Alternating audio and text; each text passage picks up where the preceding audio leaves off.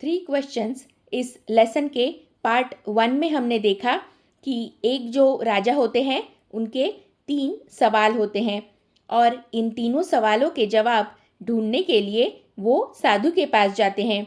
तो क्या साधु उनके तीनों सवालों के जवाब दे पाएंगे? अब ये तो पार्ट 2 पढ़ने के बाद ही हमें पता चलेगा। तो चलिए पढ़ना शुरू करते हैं।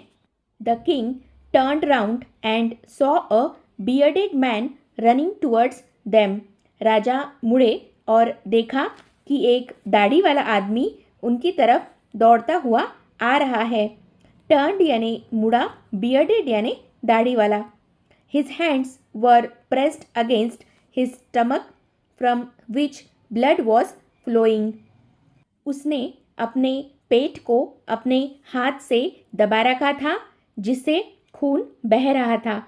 प्रेस्ड यानी दबाया, स्टमक यानी पेट। When he reached the king, he fainted and fell to the ground. जब वह राजा के पास पहुंचा तो वह बेहोश होकर जमीन पर गिर पड़ा। Fainted यानी बेहोश होना।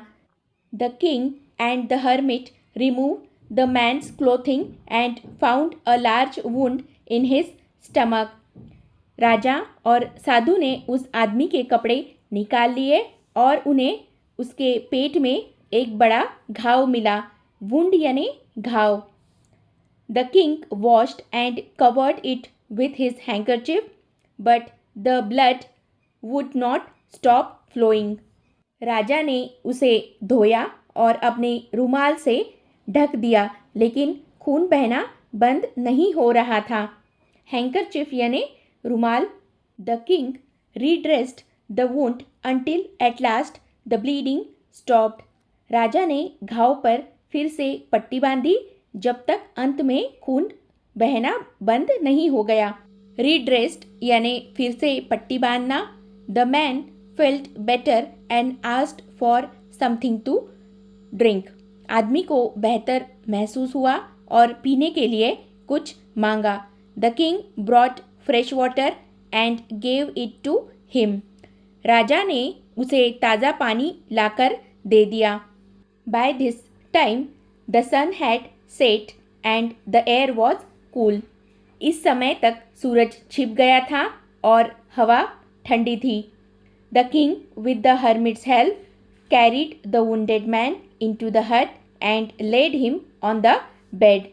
साधु की मदद से राजा घायल व्यक्ति को झोपड़ी में ले गए और उसे बिस्तर पर लिटा दिया। लेड यानी लिटाना। The man closed his eyes and lay quiet. उस आदमी ने अपनी आंखें बंद कर ली और चुपचाप लेटा रहा। ले क्वाइट यानी चुपचाप लेट गया। The king tired by his walk and the work he had done lay down on the floor and slept through the night. राजा अपने चलने और किए गए काम के कारण थक कर फर्श पर लेट गए और रात भर वहीं सोते रहे। When he awoke, it was several minutes before he could remember where he was or who the strange bearded man lying on the bed was. जब वे उठे तो उन्हें यह याद करने में कई मिनट लग गए कि वे कहाँ थे या बिस्तर पर लेटा हुआ अजीब दाढ़ी वाला आदमी कौन था। अवोक यानी जागना। सेवरल मिनट्स बिफोर यानी कई मिनट पहले। रिमेंबर यानी याद करना। स्ट्रेंज यानी अजीब। आगे बढ़ते हैं। Forgive me said the bearded man in a week voice when he saw that the king was awake. दाढ़ी वाले आदमी ने जब देखा कि राजा जाग रहे हैं तो उन्होंने कमज़ोर आवाज़ में कहा, मुझे माफ़ कर दीजिए।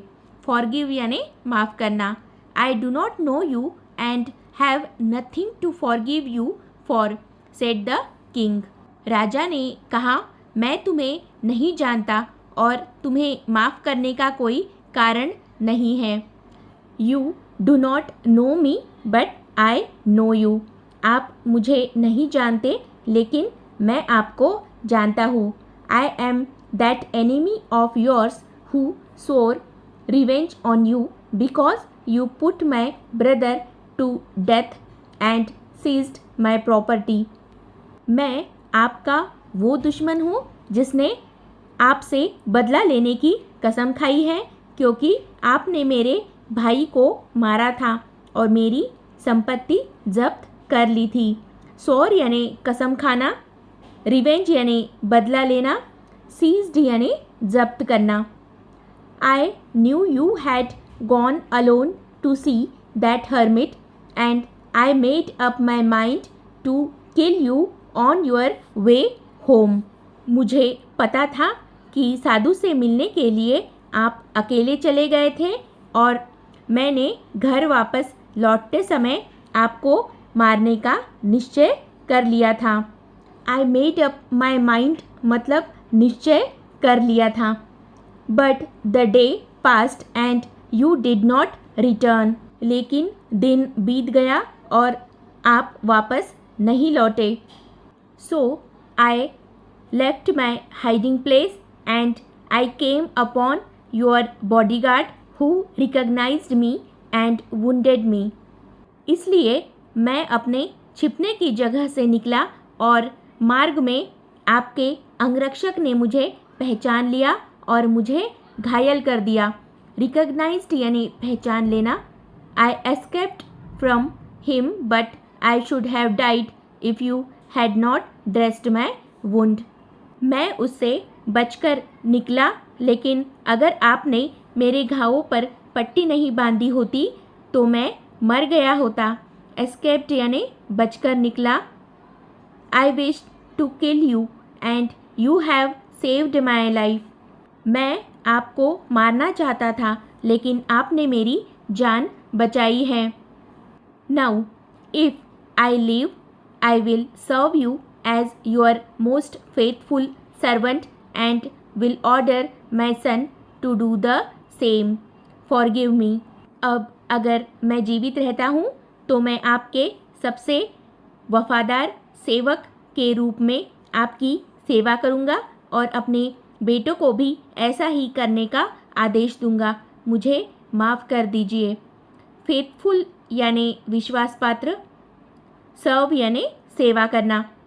The king was very happy to have made peace with his enemy so easily and to have won him over as a friend. राजा अपने दुश्मन के साथ इतनी आसानी से शांति बनाने और उसे एक दोस्त के रूप में जीतने के लिए बहुत खुश थे। He not only forgave him but said he would send his servants and his own doctor to look after him and he promised to give back the man his property. राजा ने न केवल उसे माफ़ कर दिया बल्कि कहा कि वह उनकी देखभाल के लिए अपने नौकरों और अपने डॉक्टर को भेजेंगे और उन्होंने उस आदमी को उसकी संपत्ति वापस देने का वादा भी किया। प्रॉमिस्ड यानी वादा किया। Leaving the wounded man the king went out of the hut and looked round for the hermit. घायल व्यक्ति को छोड़कर राजा झोपड़ी से बाहर निकले और साधु को ढूंढने लगे। लीविंग यानी छोड़ना। Before going away he wished once more to get answers of his questions. दूर जाने से पहले उन्होंने एक बार फिर अपने सवालों के जवाब पाने की कामना की। विश्ड यानी कामना करना। The hermit was on his knees sowing seeds in the beds that had been dug the day before. साधु अपने घुटनों पर बैठकर एक दिन पहले खोदे गए गड्ढों में बीज बो रहे थे। नीज यानी घुटने, सोइंग सीड्स यानी बीज बोना। आगे बढ़ते हैं। The king went up to the hermit and said, for the last time I beg you to answer my questions wise man. राजा साधु के पास गए और कहा, बुद्धिमान मनुष्य, आखिरी बार मैं आपसे अपने सवालों का जवाब देने के लिए विनती करता हूँ। You have already been answered, said the hermit, still bending down to the ground and looking up at the king as he stood before him. जब राजा उनके सामने खड़े थे तब साधु ने झुके हुए ही राजा की ओर देखकर कहा, तुम्हें पहले ही जवाब दे दिया गया है। बेंडिंग डाउन यानी नीचे झुकते हुए। How have I been answered, what do you mean? मुझे कैसे जवाब दे दिया गया है, आपका क्या मतलब है? Do you not see, replied the hermit, साधु ने जवाब दिया, क्या तुमने नहीं देखा? If you had not pitied my weakness yesterday and had not dug these beds for me, you would have gone away.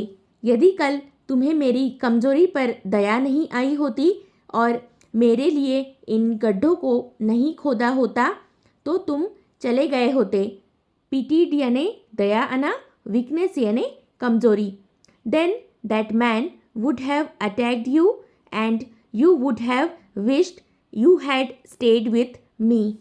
तब उस आदमी ने तुम पर हमला किया होता और तुम चाहते कि काश तुम मेरे पास रुक गए होते। अटैक यानी आक्रमण करना। So the most important time was when you were digging the beds, इसलिए सबसे महत्वपूर्ण समय वह था जब आप गड्ढे खोद रहे थे। And I was the most important man and to do me good was your most important business, और मैं सबसे महत्वपूर्ण आदमी था और मेरे लिए आपका अच्छा करना सबसे महत्वपूर्ण काम था। Afterwards when the man ran to us, the most important time was when you were caring for him, because if you had not dressed his wounds, he would have died without having made peace with you. बाद में जब वह आदमी हमारे पास भागता हुआ आया तो सबसे महत्वपूर्ण समय वह था जब आप उसकी देखभाल कर रहे थे, क्योंकि यदि आपने उसके घावों पर पट्टी नहीं बांधी होती तो वह आपके साथ शांति बनाए बिना मर जाता। आफ्टरवर्ड्स यानी बाद में, केयरिंग यानी देखभाल करते हुए। So he was the most important man and what you did for him was your most important business, इसलिए वह सबसे महत्वपूर्ण आदमी था और आपने उसके लिए जो किया वह आपका सबसे महत्वपूर्ण काम था। Remember then there is only one time that is important and that time is now. तो याद रखिए, केवल एक ही समय महत्वपूर्ण है और वह समय वर्तमान है। It is the most important time because it is the only time we have any power to act. यह सबसे महत्वपूर्ण समय है क्योंकि केवल यह वह समय है जब हमारे पास कार्य करने की कोई शक्ति होती है। The most necessary person is the person you are with at a particular moment, for no one knows what will happen in the future and whether we will meet anyone else. सबसे आवश्यक व्यक्ति वह व्यक्ति है जिसके साथ आप एक विशेष क्षण में हैं, क्योंकि कोई नहीं जानता कि भविष्य में क्या होगा और हम किसी और से मिलेंगे भी या नहीं। पर्टिकुलर यानी विशेष, मोमेंट यानी समय, नोज यानी जानता है। The most important business is to do that person good because we were sent into this world for that purpose alone. सबसे महत्वपूर्ण काम उस व्यक्ति के लिए अच्छा करना है क्योंकि इस दुनिया में हमें केवल उस उद्देश्य के लिए भेजा गया था। इसी के साथ सेकंड पार्ट भी यही समाप्त होता है। धन्यवाद।